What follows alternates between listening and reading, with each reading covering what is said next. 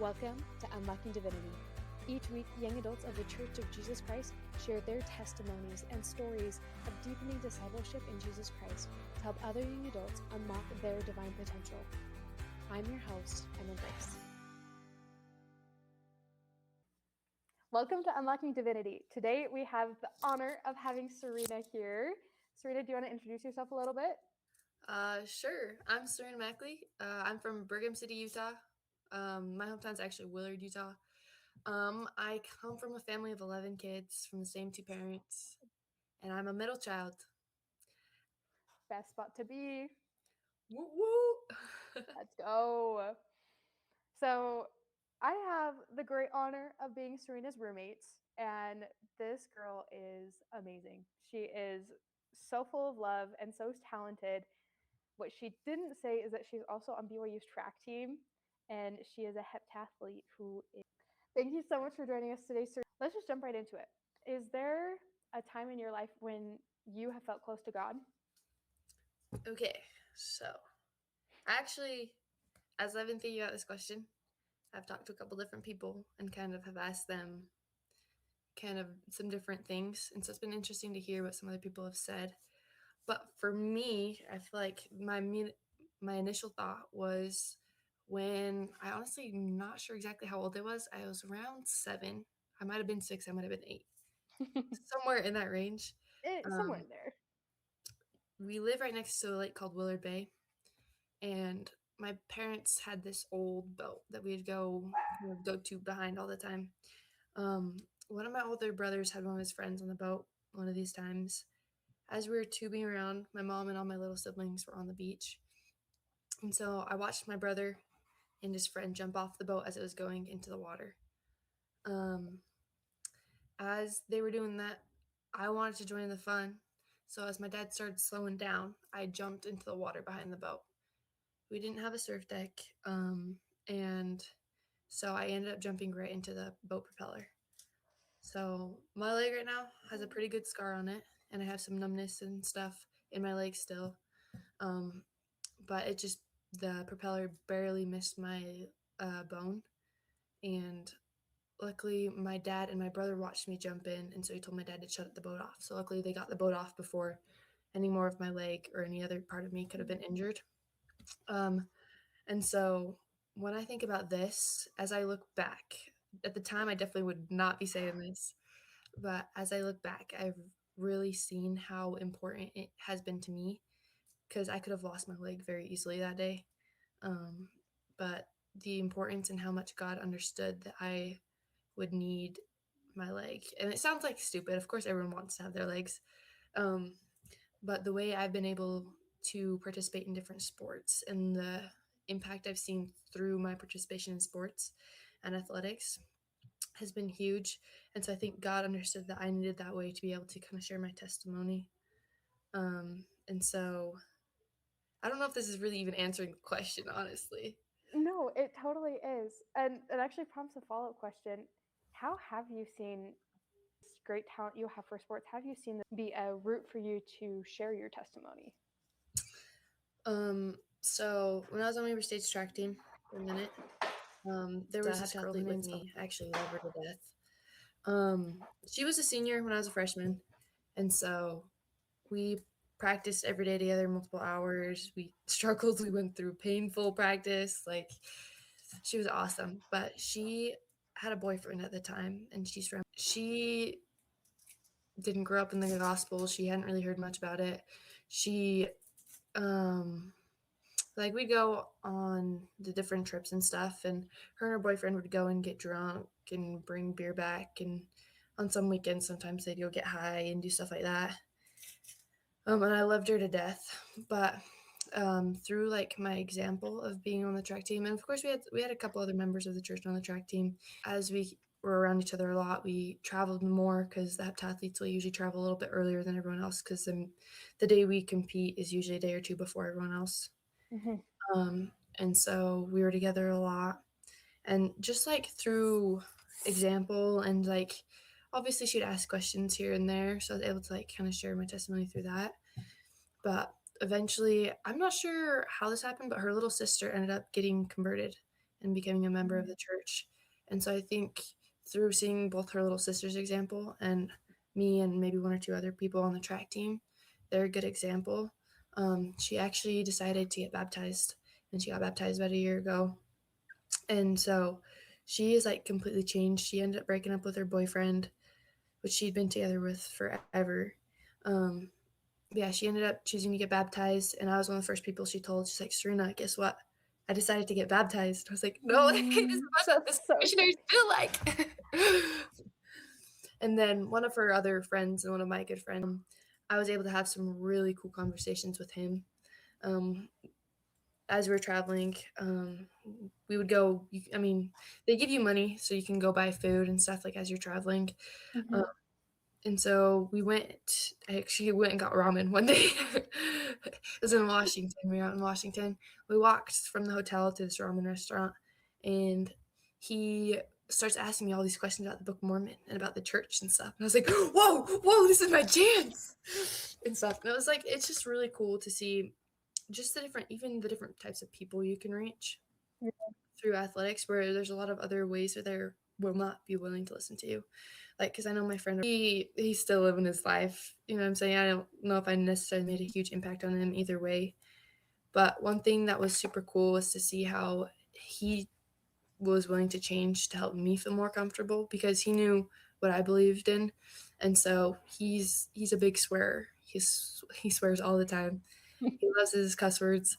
And so he would actually, when he was around me, he would try his best not to swear. And he would come up with other words. I didn't ask him to. He just, I mean, he's awesome. He's a good friend. And he just chose, he's like, okay, I'm going to try and curve my language a little bit so you can feel more comfortable around me, which I thought was super cool. Yeah. But yeah, there's just a couple. I feel like you definitely see more in track. A lot of times you'll pray before races and stuff because you're all nervous. You're freaking out right before the start lines. You're all like, wait, please don't die. Especially in a couple 300, 400 hurdles, you're stressed, and it's a fun race when you're done, but it's also But not before. when you're done because you're in pain. Like, it's I don't know. It's fun, but yeah, you just get to find chances. So like being willing to be like, hey, do you guys want to say a prayer before we go? I feel like it's really cool, and I've seen how it's helped both me and other people around me to compete better and to really do their best. Yeah. It seems like your opportunity in track has not only helped you share your testimony with others, but it seems like it's also helped you turn closer to God too. Oh yeah, for sure. As I was praying in preparation for this interview, the question that came to mind to ask you is, what helps you keep choosing God? Obviously, there's tons of things in this life that you can choose and that you can do. What helps you specifically keep choosing God? This is one that I honestly have been thinking about a lot, and it was kind of a harder one for me to answer. Like, I feel like it's like, oh, I just do. Like, I don't know. Like, that's kind of how it feels. But something that I wrote down is I like to think of what the little me would do a lot of times, just because it's like I'm just curious to see like how far I've grown and to see how far I've declined. Like, it's kind of fun because like as a little kid, I was determined. Like, you could not stop me. Like, if I set my mind to something, it was getting done. Like, I made a goal one summer to practice every day at a certain time. So I think it was like 2:00 in the afternoon during the summer. I was like, okay, I'm going to go outside and juggle for an hour at least. Juggle a soccer ball. Sounds silly. I'm going to go juggle and practice soccer ball every day at 2. And so I did that. I kid you not. I set an alarm on my little iPod that barely worked. Set an alarm, or I'd like watch the time until it's just like, okay, I'm going to go practice my soccer outside. And so sometimes I think about that, like how relentless I was for certain things like that. I'm like, how have I kept that in my life now? And in what ways has it like been a good thing that I have?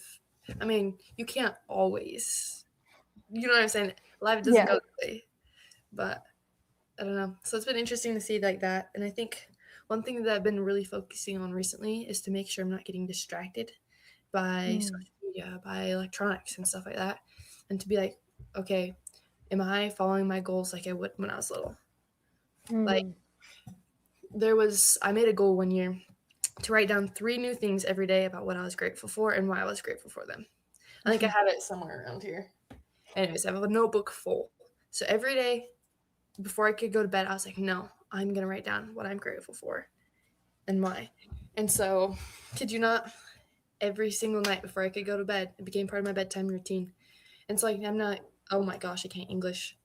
Um, but now it's like, okay, am I still making sure I'm reading my scriptures every day? Is that Right. something that I'm like prioritizing and making sure it's there?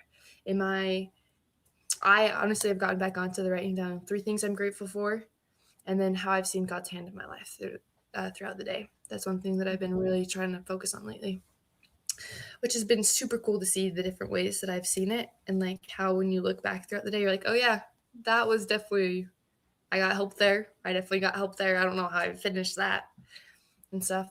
There's actually an app. I'll send it to you later, but it helps. Oh, yes, Pretty cool. please. Um, but yeah, just seeing like making sure, am I doing this? And like I'm gonna answer your question eventually. I promise. That's great. But as I've seen, like, ask myself, how's my little self like compared to what I'm doing now? It's been super cool to be like, okay, am I still choosing God? When I was little, I had a goal to read the Book of Mormon. Had a lot of good goals when I was younger. Wow. All these goals. But there's one Sunday where I think I had some like Sunday like church leader that was like, oh, you should try and read the Book of Mormon in this amount of time or something. I was like, I'm going to do this. I think it was like 3 months, which is a lot, especially when you're in like primary. Yeah. I might have been a young woman. I probably was a young woman. Young one. Oh my gosh. English still. It's a hard language. It is. It's my first language too. But I remember coming home from church one Sunday. I came in my room and it was like early spring. I remember this because my window was open. I was like laying in the sun as I was reading my scriptures. And I kid you not, I think I sat in my room for probably 3 hours and just tried to read as much of the scriptures as I could. Mm. And I was like, it seems silly, but I feel like I learned a lot through the 3 hours, even though, like, I mean, I'm sure a lot went in and out of my brain. But even just understanding the storyline better when I was at that age really helped me to understand the concepts of what was being taught in the scriptures. Because I feel like a lot of the times when you read the scriptures, you just get little bits here and there, and you're kind of like, what did I read yesterday? What did I read 2 days ago? You know what I'm saying? Facts. Or you kind of jump around. I feel like sometimes I struggle to stay late in like one spot and just like read the whole thing through. I like to kind of jump around. I'm like, oh, but what about this one? What about this story? And like, you know what I'm saying? I get like hyper fixated on different things. And so it's been like, I don't know, cool to like, I know comparison isn't always a good thing, but it's cool to see how like encourage myself through how I used to be, if that makes sense. Yeah. No, I definitely think that's one of the times when God talks about that's the good kind of comparison, about comparing ourselves to who we used to be and who we are now and who we can become. Having like that whole spectrum of like, this is who I am now, and look at how far I've already come, and then look at who God can help me become. Mm. And I think it's cool to have that whole range, just to have faith and trust that God can actually help us become something new. I agree. I like that. It reminded me of the analogy of like a runner who's running a race and they just like stop partway through. And so everyone else like, you're so close. Like you were running the race, you were doing so good, and you just like stopped and gave up partway through. And it's like, oh, I'm done. And it's like you hope that someday they'll come back, they'll finish the race, they'll keep going. But it's like sometimes it's hard to continue that race and to keep enduring to the end and keep going. And oftentimes it's easier to take the choice to just be like, I'm done. But yeah, just kind of sit on the sidelines. Yeah. I don't know, that analogy kind of reminds me of like, I'm sure everyone's heard this, but like I heard it in seminary growing up and I was like, whoa, that's so cool. But like the analogy of like the football game where it's like we have these two teams, like God's side and Satan's side. And it's not always so black and white. But it's like, which team are we choosing for? We already know God's team wins. Like they're winning the college football playoff. Like they're winning the Super Bowl, whatever. And it's like, why is this really why are we struggling so hard to choose between the losing team and the winning team? I think everyone Right. likes to win. I don't know who doesn't like to win. Yeah. I mean, we have gracious losers. I'm trying to be one. But, like, why would we choose to be on the losing team or the team, you Yeah. know what I'm saying, when we already know what the end score is going to be? God's Mm-hmm. going to win. I don't know. I I like that love that. Yeah. I think that's a great analogy and perfect for life. Like, we know how it's going to end. It's just choosing to Might be on get the winning knocked team. down a couple times. The other team might be louder for a minute. They might have some crazy fans trying to distract you, but like, just keep going, keep getting up. Doesn't matter if you have a couple 100 pounds of linemen on top of you. True. Just keep going, keep trusting God. Okay, well, Serena, is there anything else that you want to share as you've been studying, as you've been thinking about it, praying about it? Is there anything else you feel like you want to share today? Ooh, there is one part of the talk by President Nelson Yes, that please. I would love to share. I'm not sure how well this is going to connect to everything, but I feel like I should share. You know what? I'll take it. Perfect. So it's a talk called Prophets, Leadership, and Divine. Wait, what is the rest of it? And Divine Law. It's by President Nelson. It's from January 2017. Great talk. You should listen to it. I think Okay. I listened to this the other day while I was getting ready, and the ending of this talk is super powerful. It kind of, President Nelson is talking about how one day we're going to meet Jesus.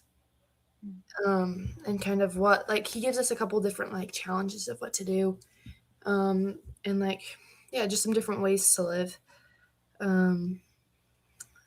But, like, I'll read this part and I'll skip down a little bit. So it says, "This may seem like a large assignment, but I encourage you to accept it. If you proceed to learn all you can about Jesus Christ, I promise you that your love for him and for God's laws will grow beyond what you currently imagine.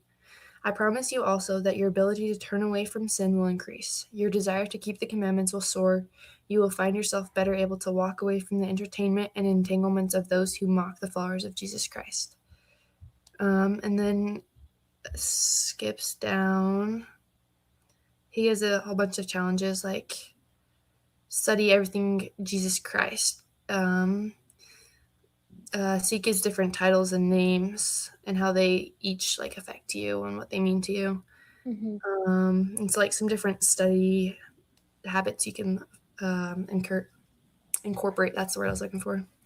And he says, "You will thank him when you meet him. You will thank him for strengthening you to do the impossible, for turning your weakness into strength, and for making it possible for you to live with him and your family forever.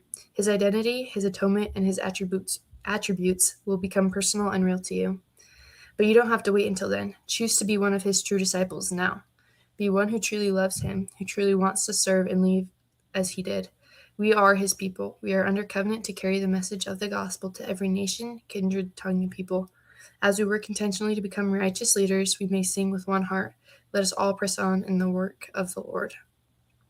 I really like that. I think it's just like encouraging to be like, we do have this calling, and like we have the choice to like keep working hard and to help others to be able to become close and have his love and like to be able to feel his love and know he's there. I really like that. I love that. Choosing to be a disciple of Jesus Christ. And I've been blessed to have you in my life because you've chosen to be a disciple of Jesus Christ and you've shared your testimony with me, and in return have strengthened mine. And I'm grateful for your willingness to share that testimony today, share a bit of that testimony today, and with all of us. And to anyone who's out there listening, know that you can be a disciple of Jesus Christ too. Know that you can choose to be on God's winning team. We know how it's going to end. You have the choice. Choose to be on his team. And with that, we'd like to thank Serena one more time for joining us today, and we'll see you guys next time in Unlocking Divinity. Love you guys.